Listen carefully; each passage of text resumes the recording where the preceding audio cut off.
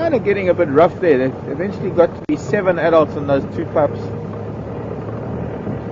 Yeah, I think they're on the hunt now. A bit of speed going on. There are impala up here normally on sandy patches. There's 2 others coming up behind them. Yeah, I need to catch up with them again. They're on the run.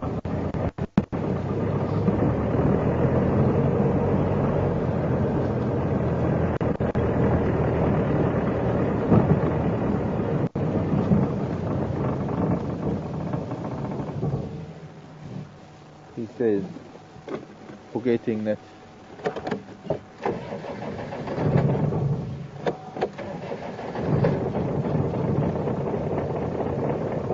we've got a vehicle that's scared of wild dogs. Did yesterday to Tara as well.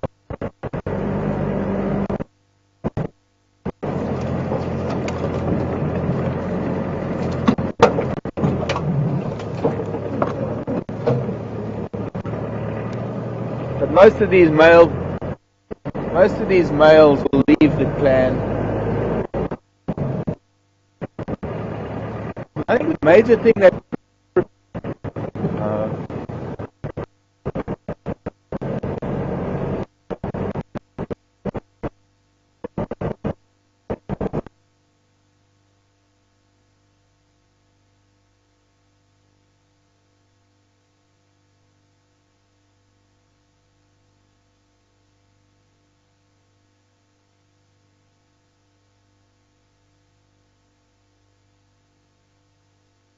down there.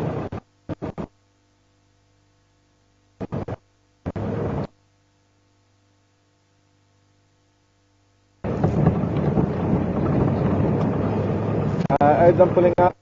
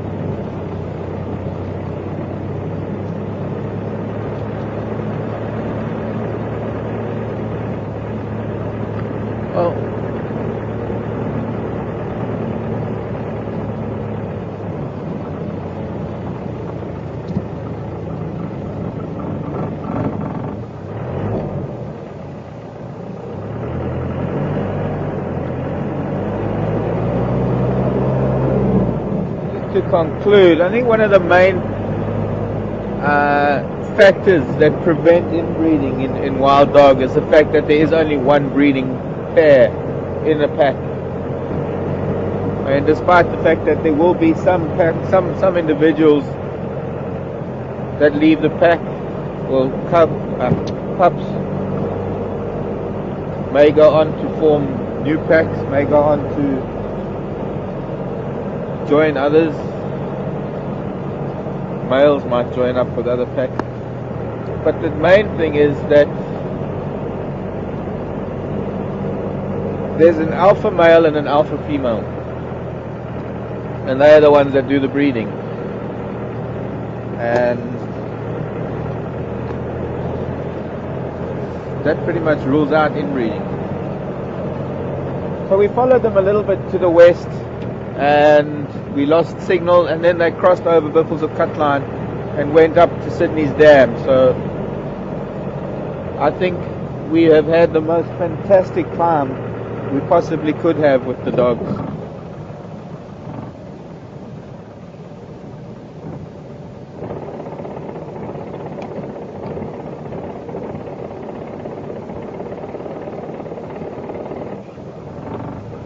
And then there was a question whether they can be domesticated. Who was that from, Pat?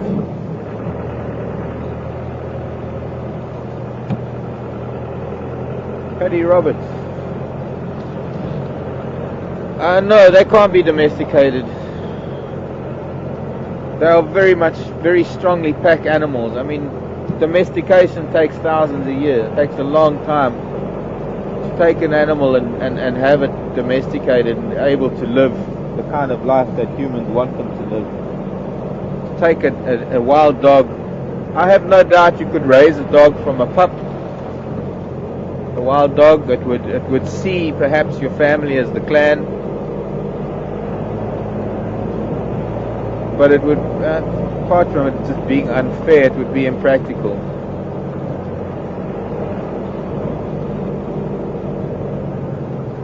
So I guess in a way, Paddy, no, wild dog can't be domesticated, and wild dog shouldn't be domesticated.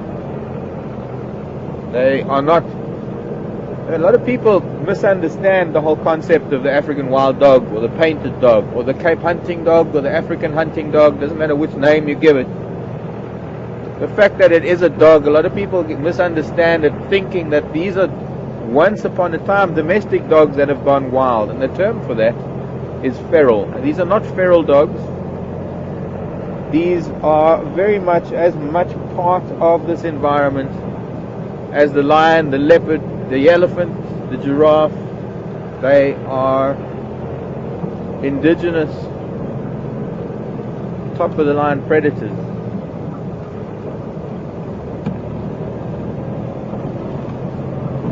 Anyway, we're on Buffels of Cutline.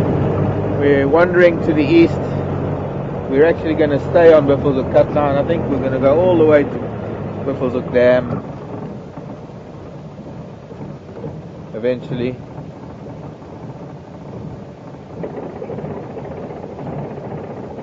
Okay.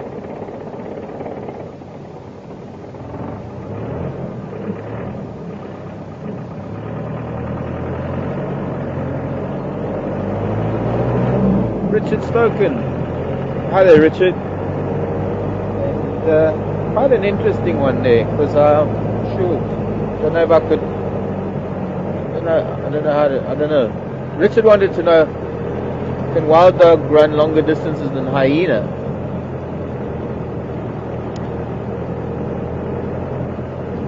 You know, that trot of theirs, as we saw when they started running away, they have this trot. Kind of like a stiff-legged trot. Oh, here's a golden-breasted bunting. I hope you're going to stay there on this branch. Please stay there. No. Can't further. It's actually a very economical run. It doesn't use very much energy. And I would have to say that yes, I think wild dog can run further than hyenas. I can't tell you whether that is fact. Gone. Golden-breasted bunting.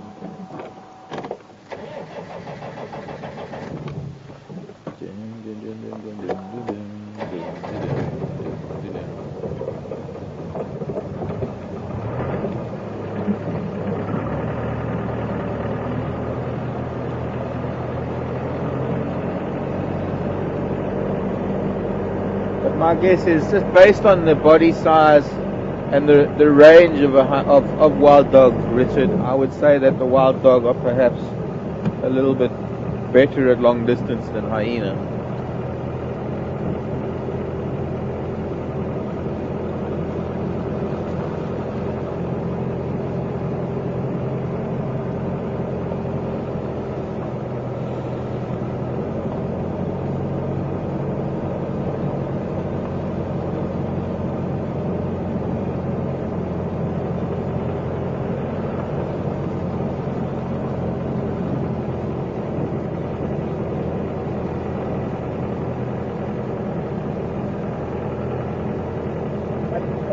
I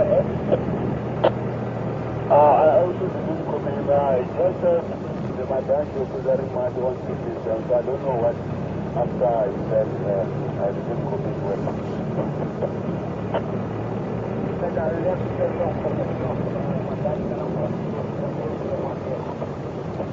They're all at Sydney's Dam. Unfortunately, we can't go there. We can't get a signal there anyway.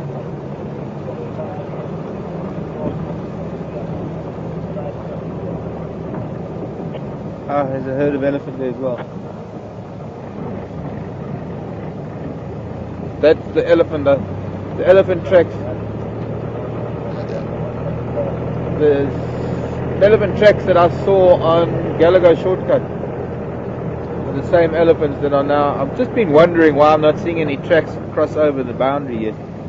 Because they must have headed to the east.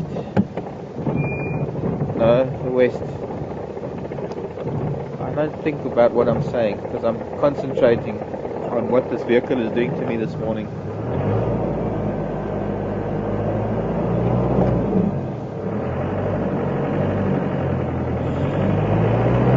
Starting to go through a phase that it went through a few months ago.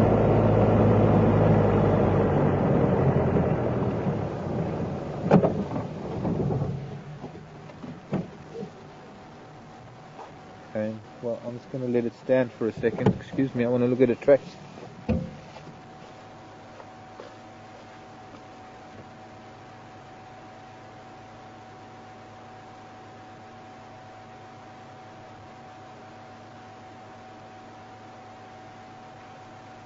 Hyena track. A bunch of buffalo tracks crossing here too.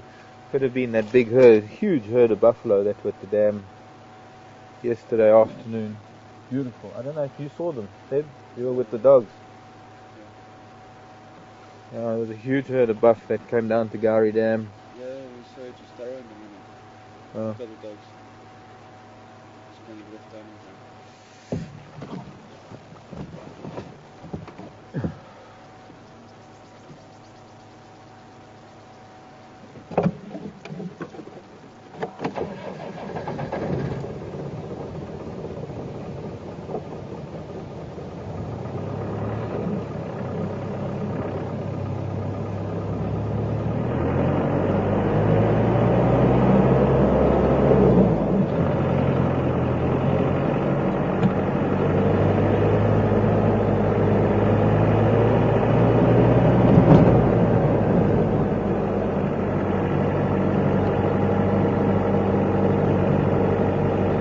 So the elephants have moved west and they're now also going to Sydney's Dam.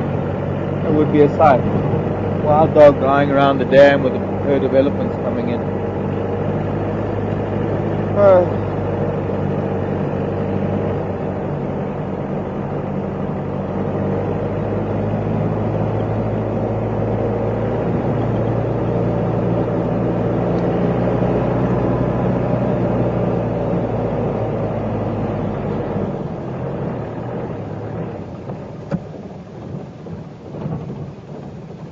Well, if anything, what's happening now, it just gives me time to stop and listen.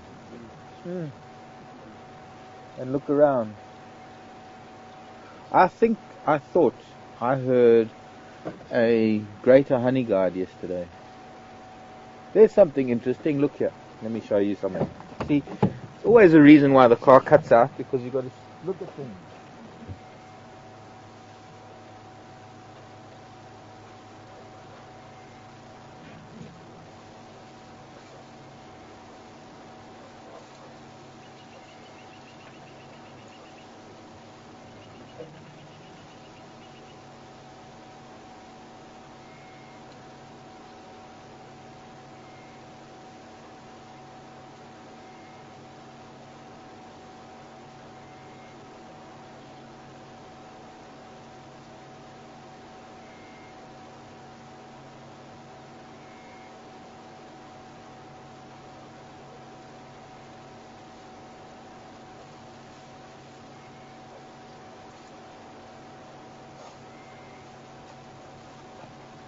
Nearly pulled my arm out of the socket pulling that down. That is a ball of clay.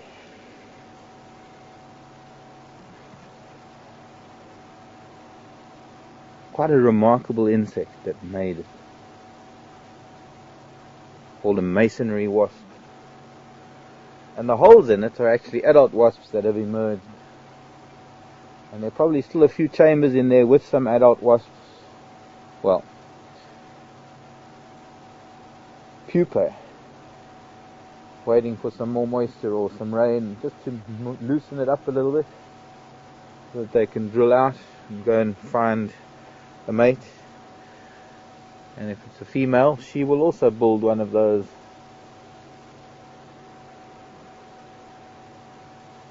Unlike hornets and the paper wasps, they don't live around their nest. This is not a nest. This was merely a bunch of clay chambers that were built by a wasp, and inside those clay chambers she would have placed either spiders, or could have been praying mantids, nymphs, could have been caterpillars.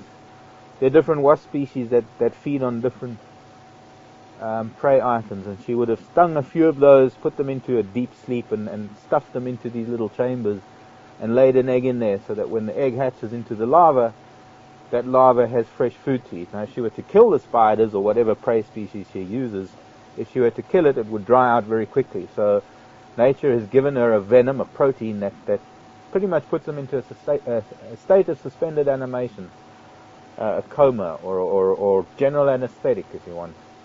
And those insects remain alive until the wasp larva hatches, and it feeds on those items that are left by the mother, and they would then become a pupa. And now in the springtime they're starting to hatch, they're starting to emerge. And there are a bunch of different masonry wasps. There's also a wasp known as a potter wasp that builds little clay pots, and well, maybe we can find things like that. The jigger, the gunda, is in need of a little bit of work, unfortunately. One of those things that's unforeseen. Started doing this, and seems to be getting a little bit worse. We're going to have to take it apart soon.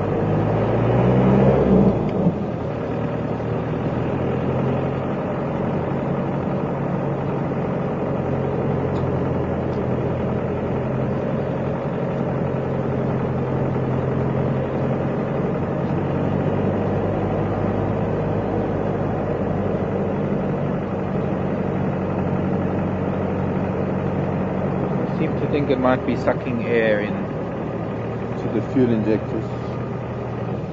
Tracks of a baby tortoise. Interesting. Tracks of rhino.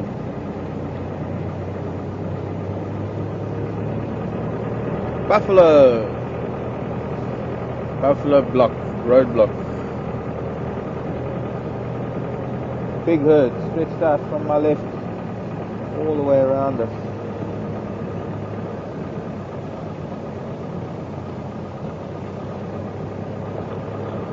Big herd of buffalo. This was the herd that must have been a Gary Dam yesterday afternoon.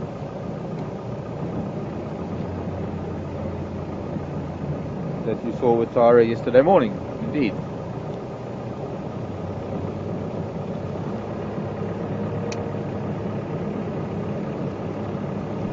Makulu Ben Yari, buffaloes of Gary Cutline.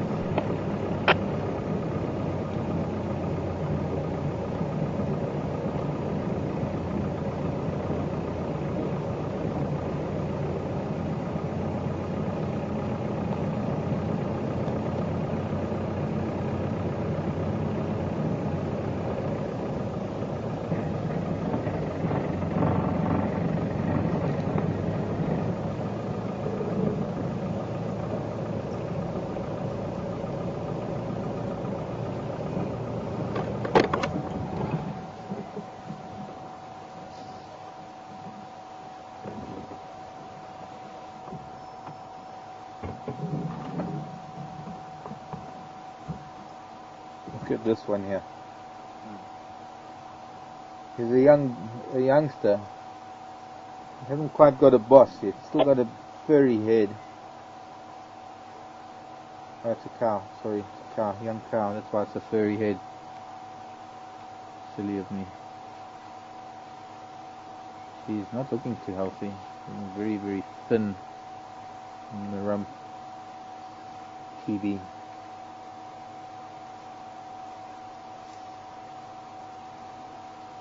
Just had a tuft of hair, reddish hair on her head that the light was coming through. It was quite interesting.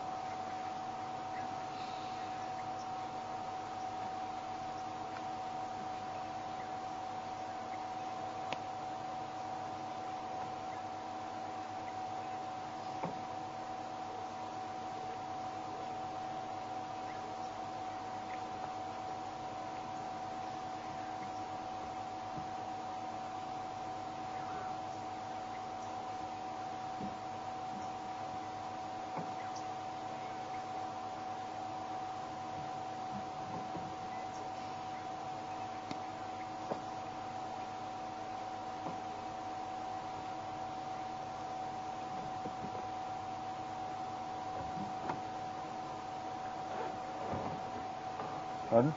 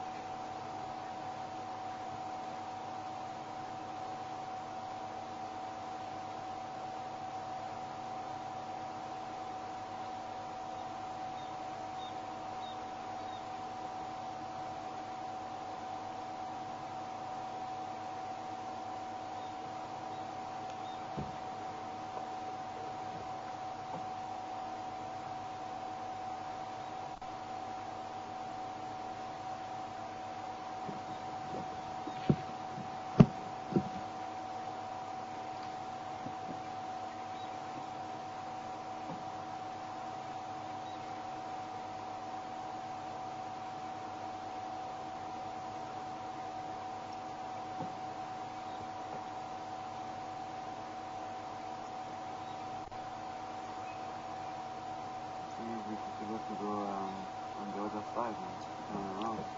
Yeah, I think it's best if we do that. The light is really bad yeah. on that side. Okay, let's do that. We'll just wander down quietly. Look at the curve on this boy. The curve of his horns is quite sharp. Sorry boys. I don't know, you probably don't like the car rolling without the engine running. On the other hand,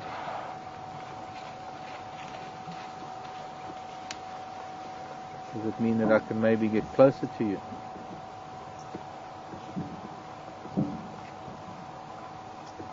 No. I'm not hearing any of them mooing today. There's a little boy coming up to us. Come here, child.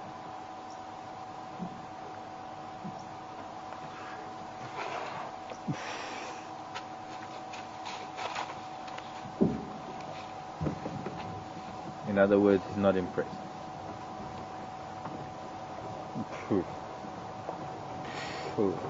Type of thing, you know.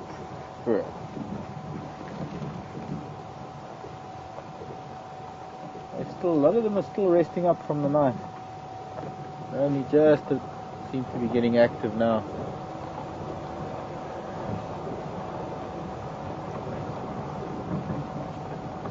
I wonder where the cats are.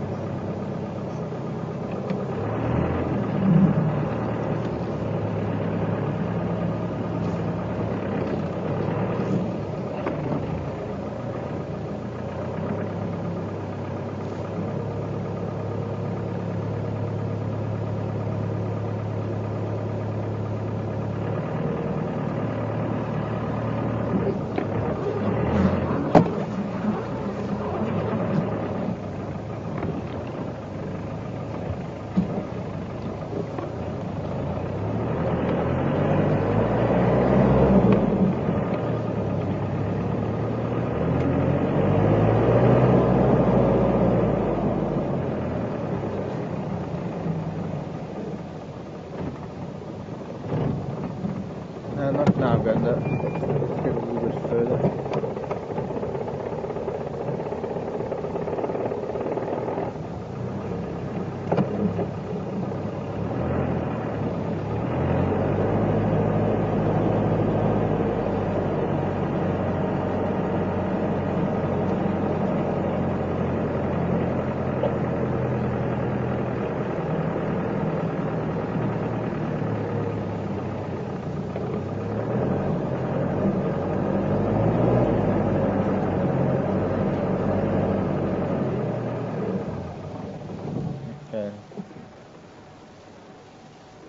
Uganda's not happy with hills today, so you have to be patient with it, and then it pause. Very unfit. Climbs a hill and stops to take a breather.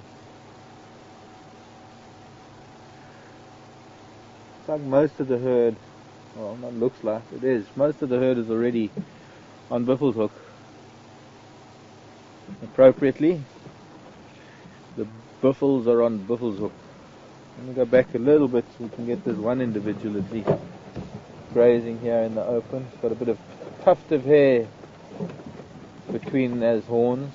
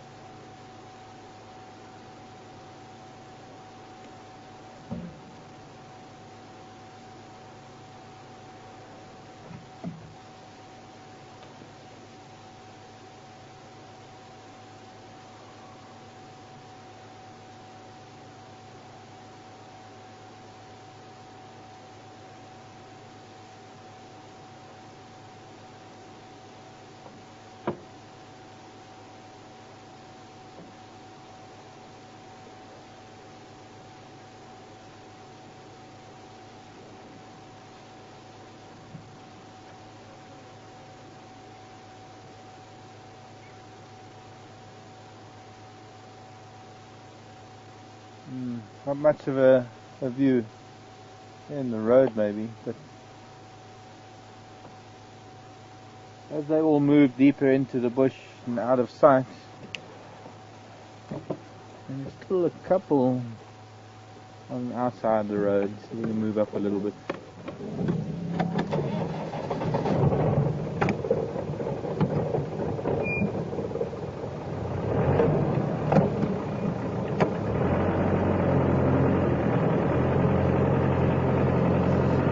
Blue skies above, the sun's opening the clouds. Oh, look at those two, they're kind of locked, twisting his neck. Sure. Oh, they're not locked. Those are two young bulls sparring. They seem to always get into these weird positions that looks like they're going to break their necks. Let's have a look at this bunch of old boys hanging out at the back here.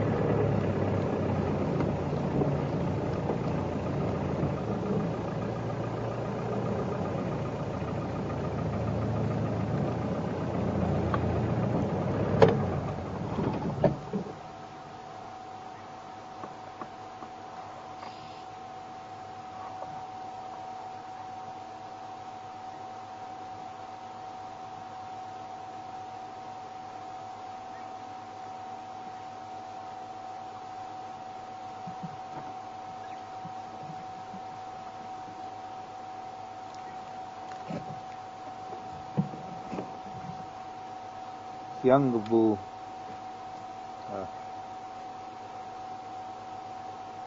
You can see he's still got a bit of a tuft of hair in between his horn. Ooh.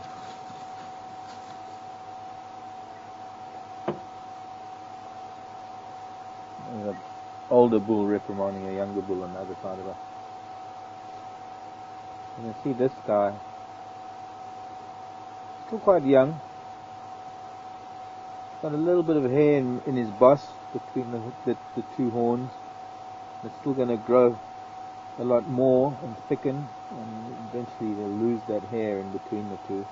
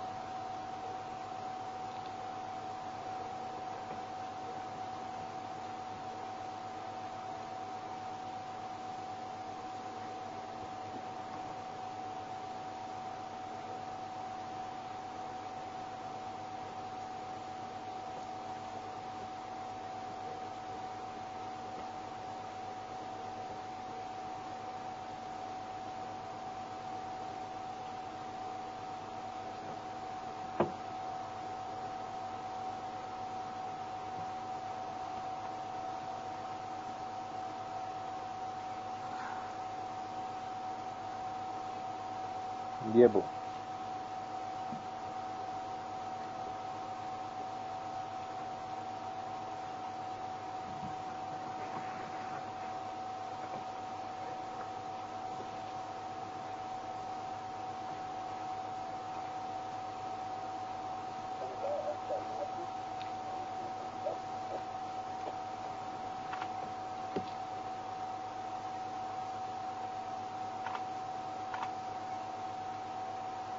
There's a bunch of raptors flying around.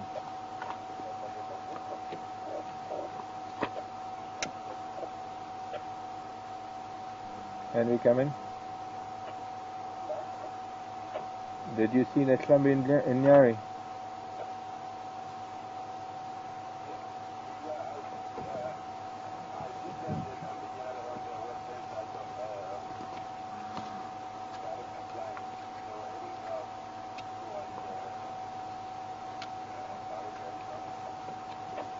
Oh, okay, copy. Yeah, no, they're on Purple Zook now.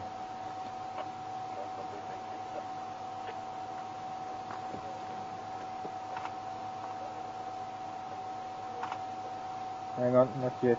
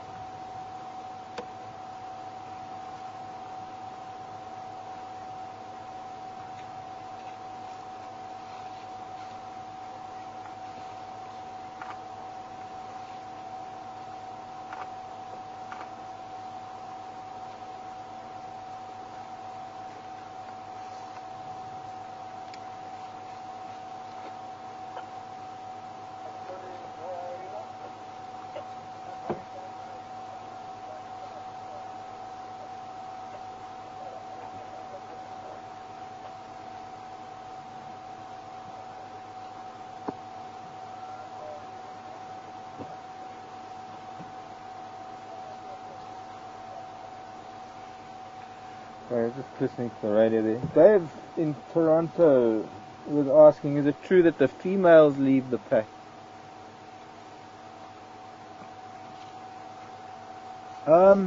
Not really sure on that though. What determines which individuals and what sex individuals eventually leave the pack?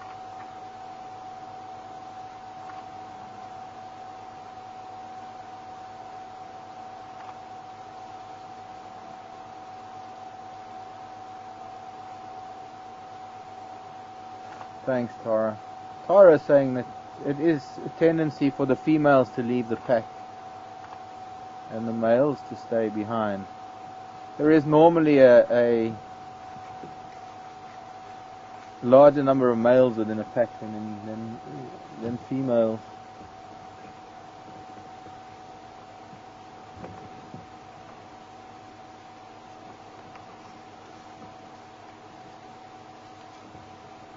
Okay, I think we move on.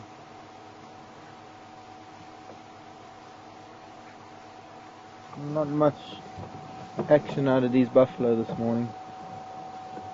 Let's see if we can go find something else.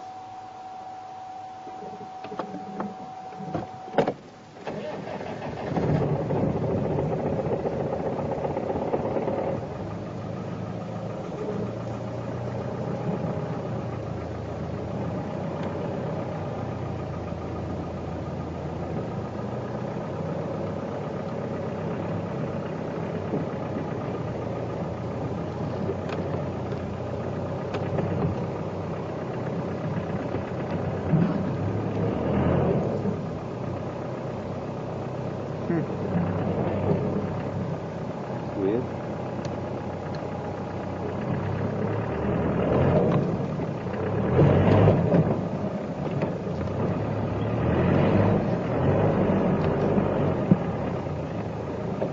Found a patch of very soft sand there.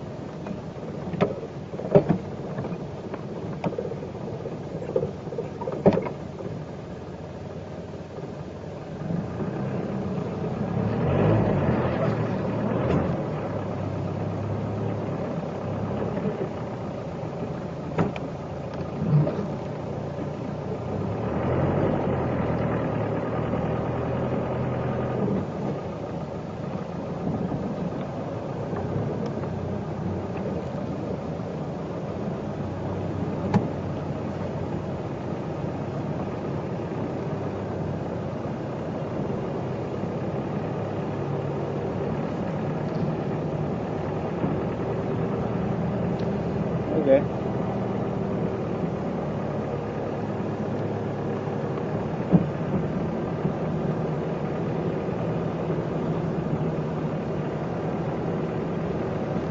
Diane, hello there.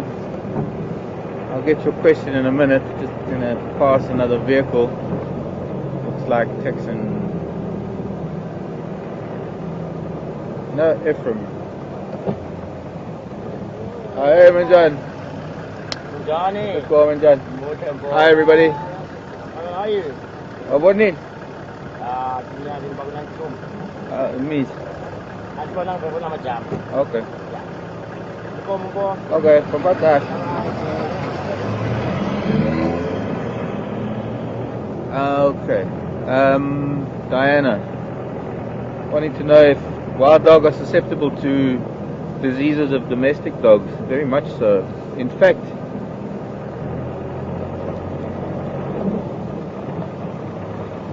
perhaps part of the decline in numbers in other parts of Africa are a result of wild dogs coming into contact with domestic dogs and picking up things like parvovirus and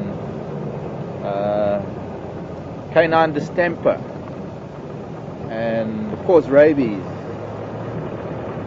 Now, strangely enough, although they're canids, they're not from the genus Canis, and a lot of vaccines for these diseases were developed for dogs specifically with the genus Canis.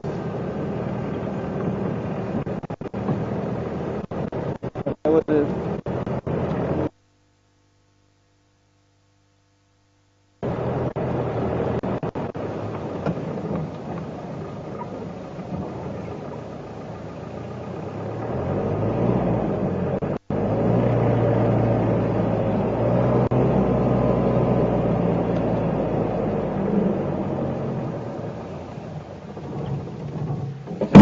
I guess the gunner wants me to talk to you. It was a pretty huge mistake that was made. I think it was the Serengeti a number of years ago, or was the Masai Mara.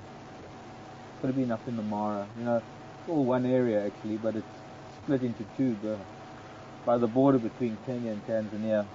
And some researchers thought they would try and protect the pack of dogs there by immunizing them against, I think it was canine distemper or parvo, one of the two. I'm not too sure, but it actually killed the dogs because the vaccination was made specifically for the genus Canis. Well, having stopped here, I've got to have a look at something now. Since the vehicle won't let me get anywhere, I'll have to look around.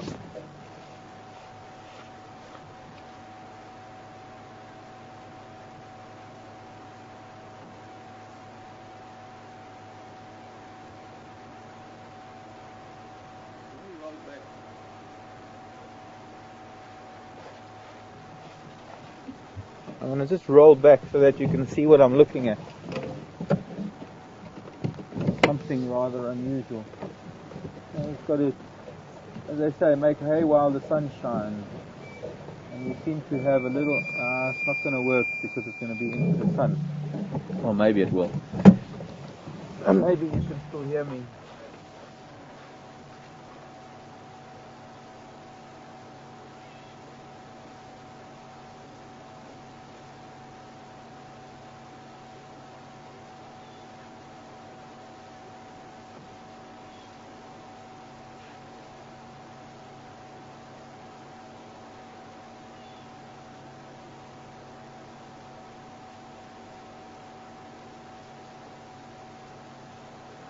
What was confusing me was the fact that although we can pretty much only see a guarri bush here, there's actually a dwarf bourbon or a dwarf scotia coming up through it, and I was seeing little bits of crimson and I thought maybe they were galls in the guarri, but they're not. They're actually the flower buds of the scotia. I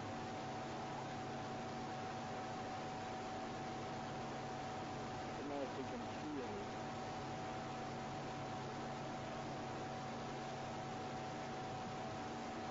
Can you see these bits of red here, sir? Try to zoom in.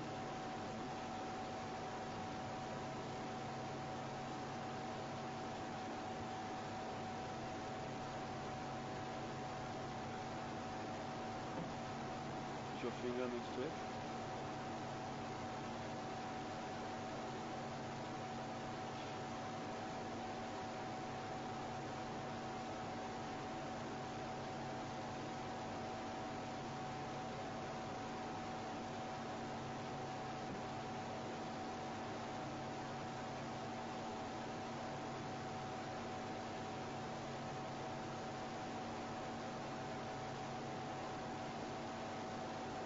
Able to zoom.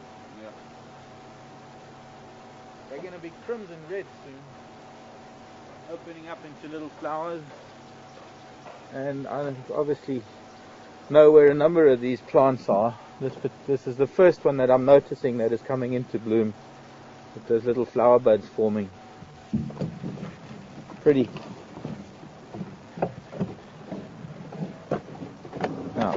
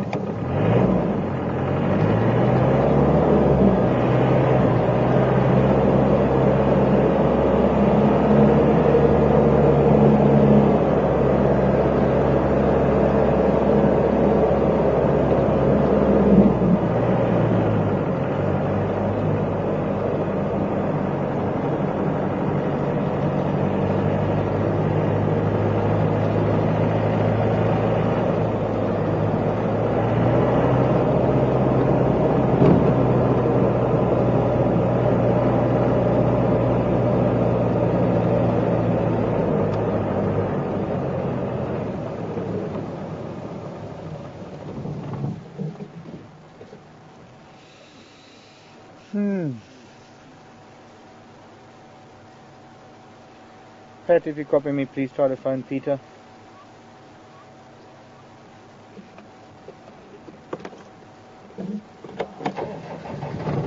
Mechanic. Tried those numbers there.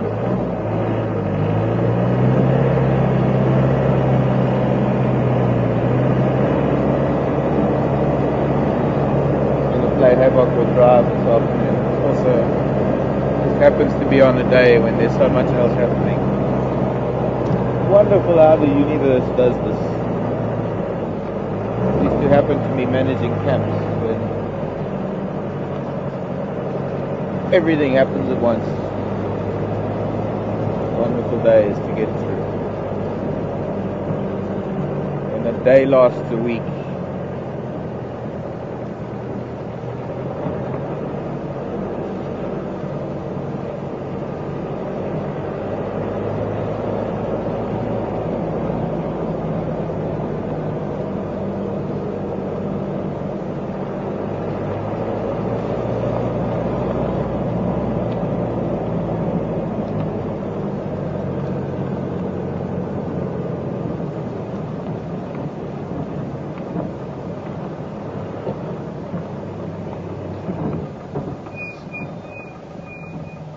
Russet bush willow in flower.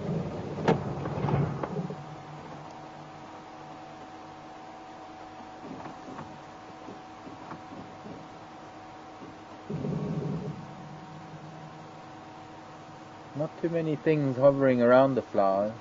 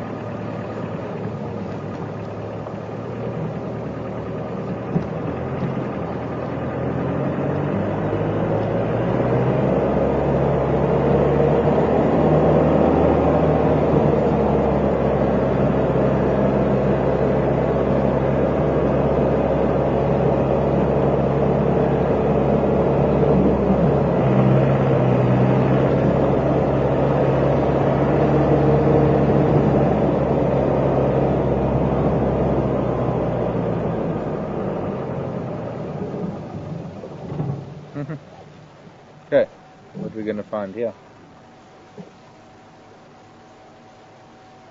Black monkey thorn with new leaves on.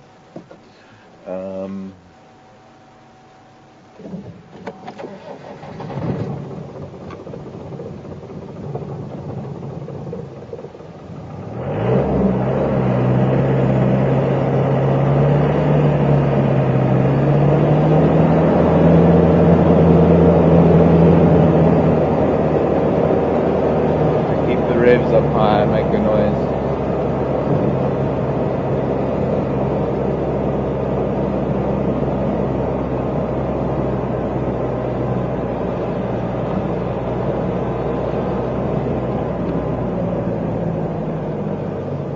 Make a turn at Buffelshoek Dam.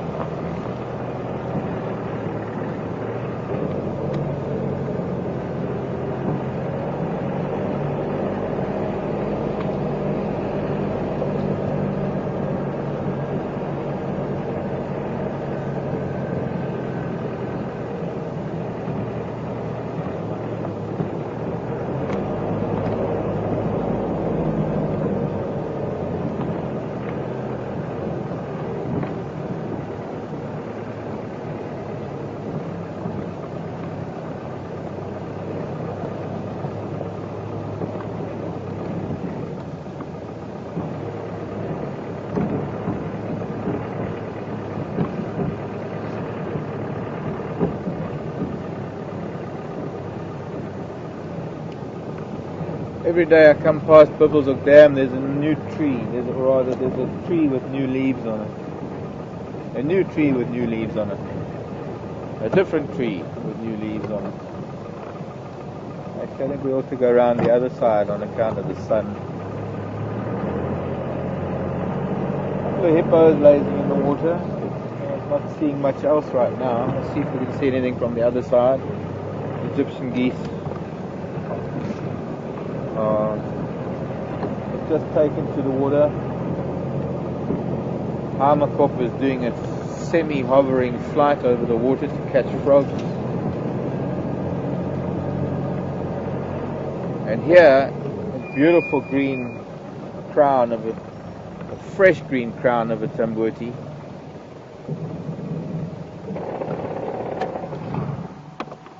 And reminds me that my little tambuti, bonsai tambuti, is coming into leaf now as well.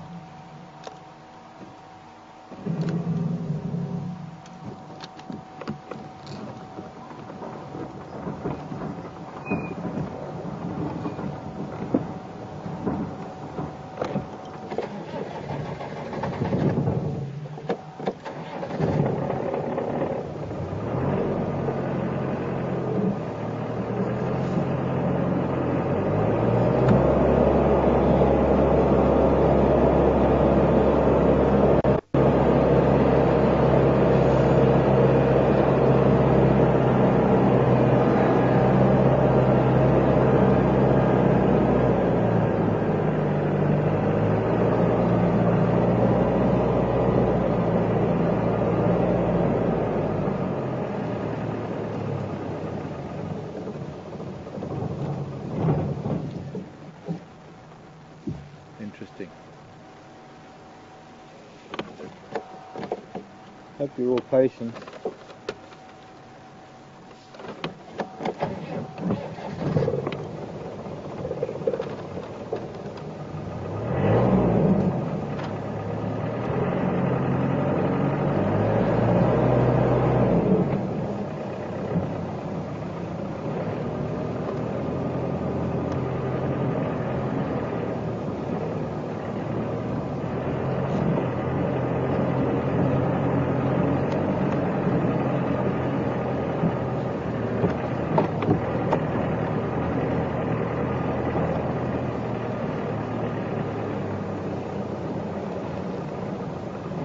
Hello everybody, starlings, francolins, hornbills,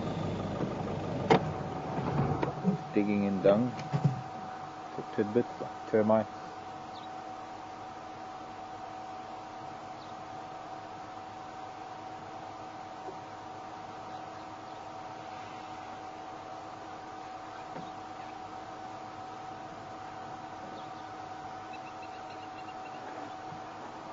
First glance it looked pretty quiet, but it is quite a busy little dam. Starlings are very busy. The Hamakop's very busy. The hippo are mildly busy. In fact, the busiest they are is breathing and flicking their ears.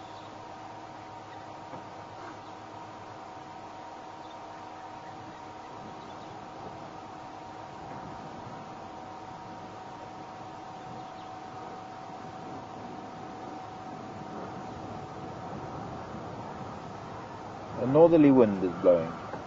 Please go and fetch some rain.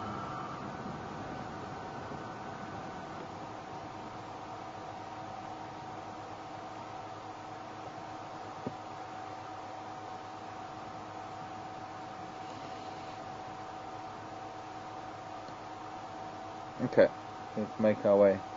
At this rate it's going to take us all day to get home. Let's see what other wonders we can find every time we stop.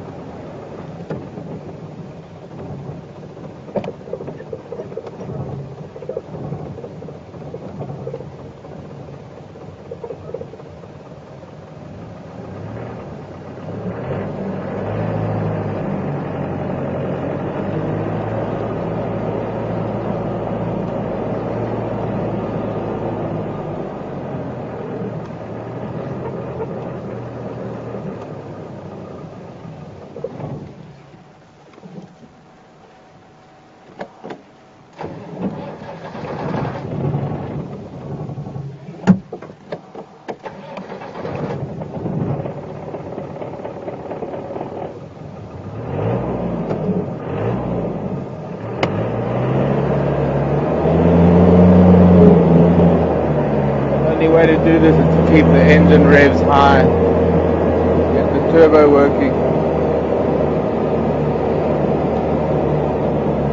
No, it doesn't seem to work. No, it's not working. Not working.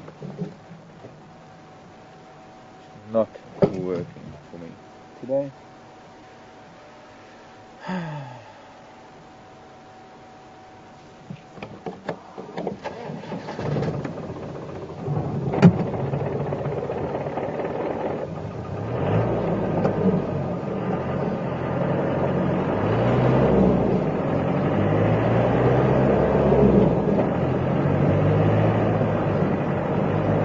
Maybe keep the momentum going, if that works.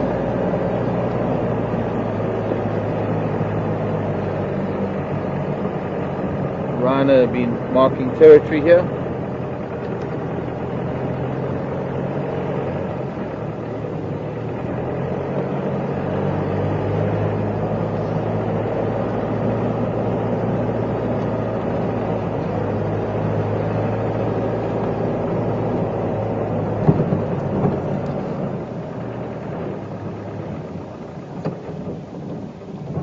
Doesn't seem like anything's working. Because there's a problem.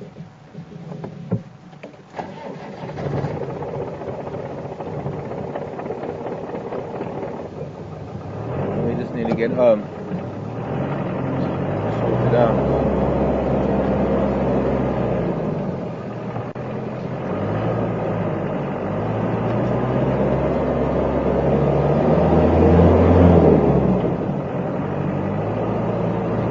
Graham, come in. Oh, Graham, there's Nkonzo for Mandodom Pene heading east from Buffalo Dam.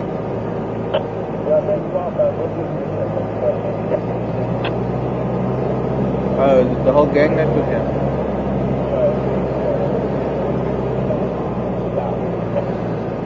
Oh, wait, okay, I see their tracks now. I thought it was just one. Okay, cheers. Thanks for that, Mark.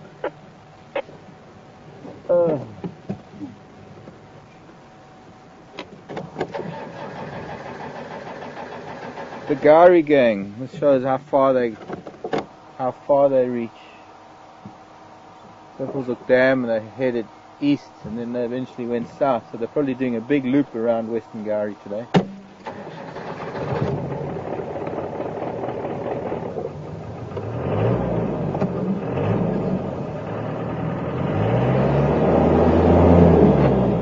More than likely, what they're doing is also doing a bit of a patrol to see which trees are coming into leaf or fruit, or where some new food sources are.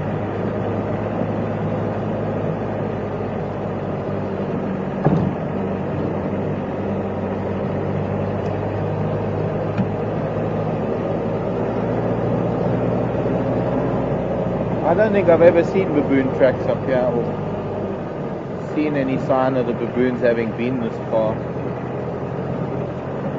far east, I should say. I mean, we found them crossing over Gari Main, going quite far into the south.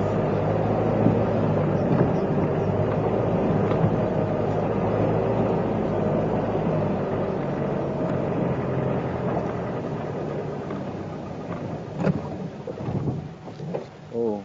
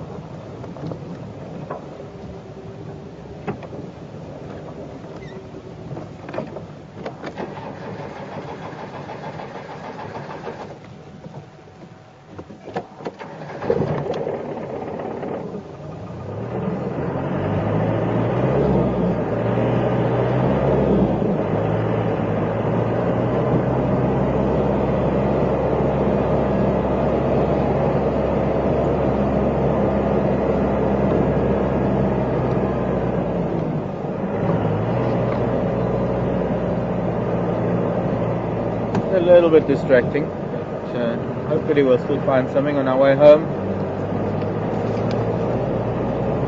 Turning into a beautiful day, and a little bit of cloud that came over earlier.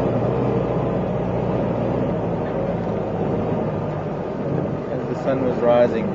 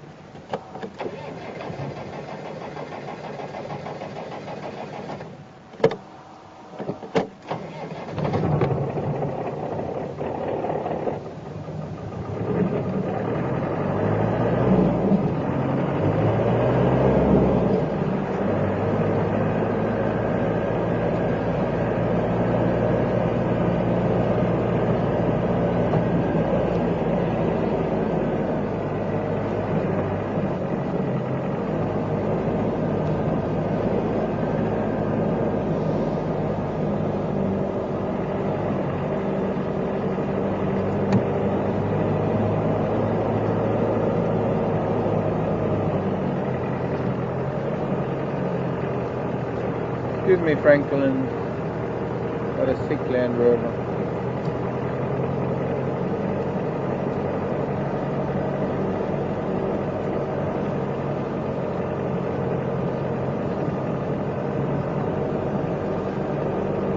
The knobthorns are going from that beautiful cream with the flowers to lush green with the new leaves. Nice having this transition. Of course, what this means is it brings back a lot of shade that we haven't had for a while.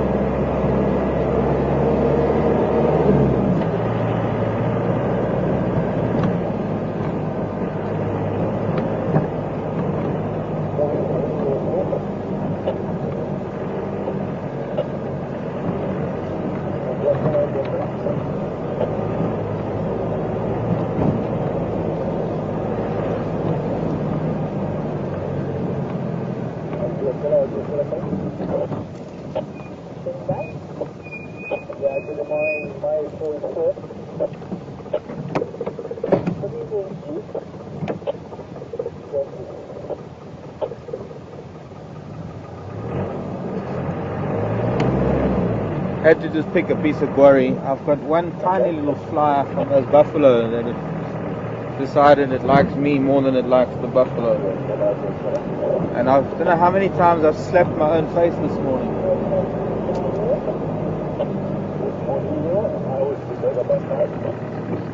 The uncanny thing is that as soon as you pick a guarri branch as a fly swatter, the flies leave you alone, so you don't need the guarri branch anymore. Most of the time.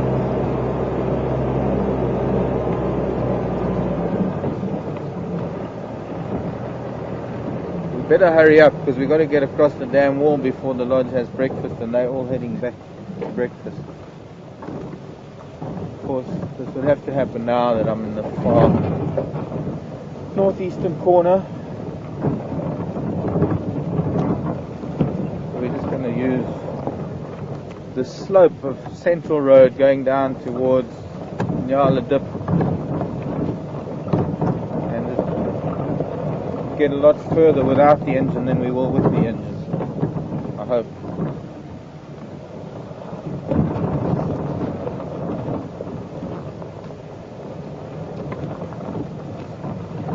reason why I didn't go Nyala Road North in the first place. Too many uphills on Nyala Road North that we would have battled with.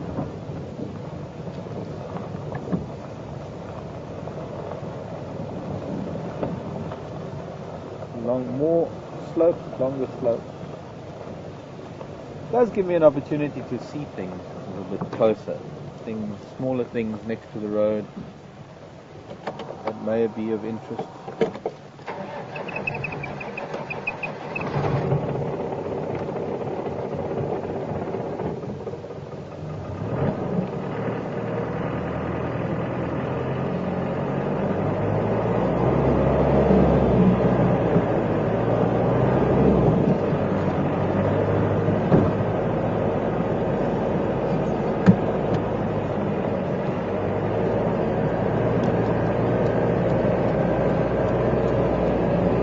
Yesterday I saw some of the first leaves on a marula tree.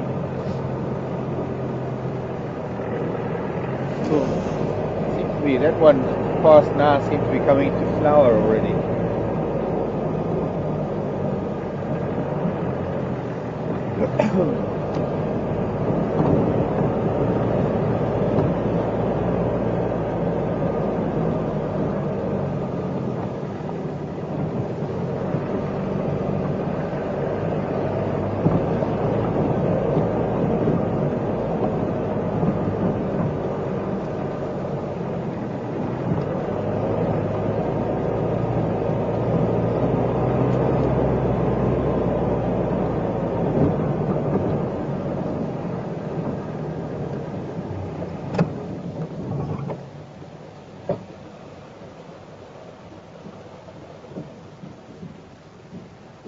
There are lots of things you can learn from cats. One of them is patience.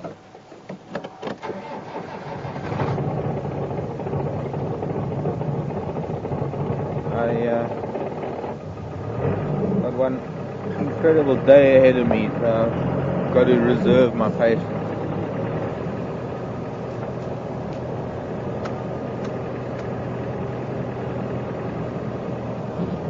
Or conserve it.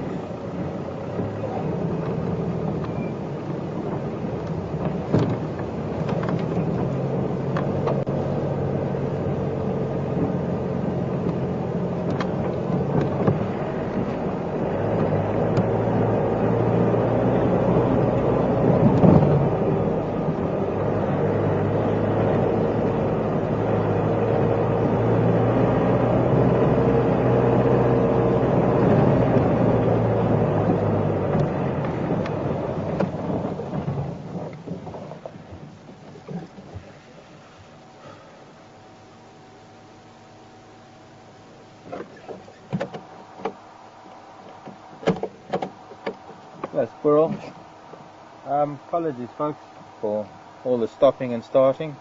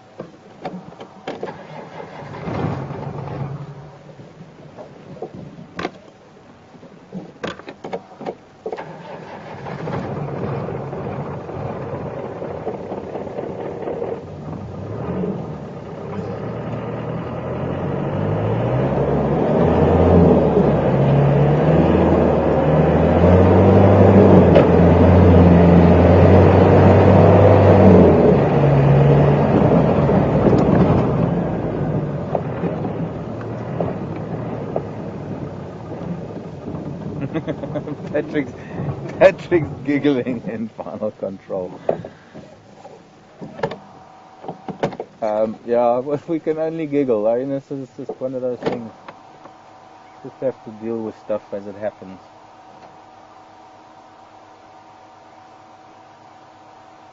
Yeah, the marula trees are coming into flower now. It's the first time I've noticed that.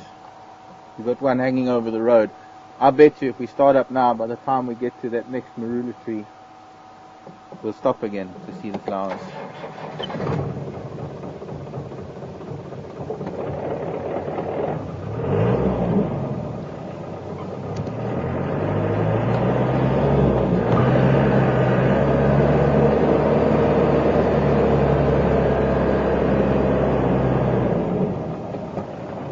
No, we didn't, but I'm going to stop anyway. I don't know if you can get that. It's not much, folks, but it's the beginning of the marula flowering season, just before they get their leaves, and just noticing it now for the first time. The few flowers up there.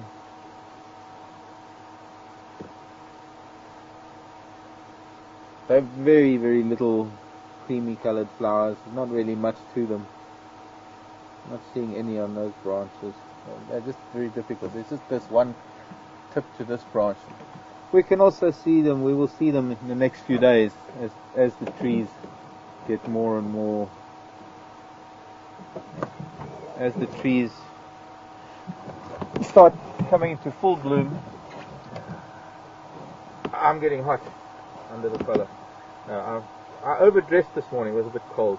But anyway, thanks for joining us this morning. It was a fantastic time with the dogs. To see that kind of interaction is really, really special. Especially after most of the time that we do see the dogs, they're just running from one place to another. So that was very, very interesting to watch that interaction. My name is Mark. Sebastian has been on camera with Patrick in final control. And you've been watching Safari TV on Wild Earth. And I hope you're going to join us a little bit later. So from all of us here, bye-bye. Enjoy the day.